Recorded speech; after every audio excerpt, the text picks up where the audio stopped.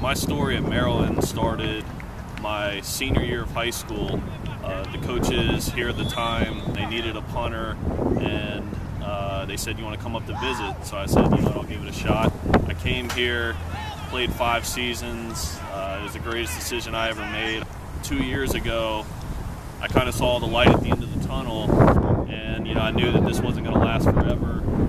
Officiating was a way that I could kind of stay involved in the game. The one thing that Michael has going for him that will make him a successful official is his desire to get better. He looks in front of the mirror and he'll start doing his signals in front of a mirror just to see what they look like. He'll videotape his signals and play them back just to see what they look like on camera. And he's a student of the game. He's a varsity athlete, so he has that competitive nature, and that's also an important attribute for officiating. I think what makes him successful is his dedication and passion. Every time he goes out there, he's looking to get better, and he makes everyone around him better.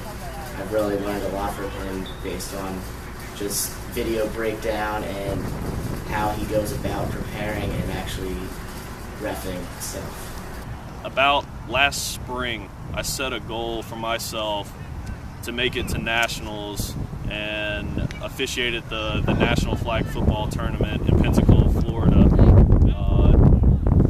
It was a long shot in a way because I was still very new to flag football, but I put in the time and I spent hours and hours meeting with guys that are close to flag football here at Maryland, and just really getting a grasp of how to officiate flag football. Michael qualified at the regional level. He went on to the national tournament where he was very, very successful.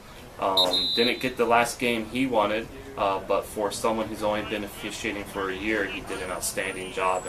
I get the question all the time, especially when I was still on the football team, of how do you deal with all three, playing football, reffing at night, and school. And it wasn't easy. I would go to practice in the mornings, then I'd go to class in the afternoons, and then ref at night. And I loved every minute of it. It was never a hassle for me.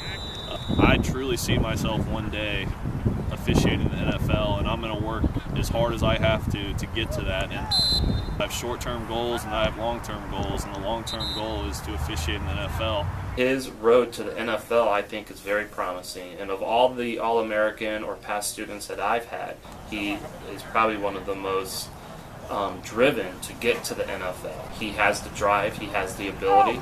With a little luck on his side, he definitely will be in the NFL.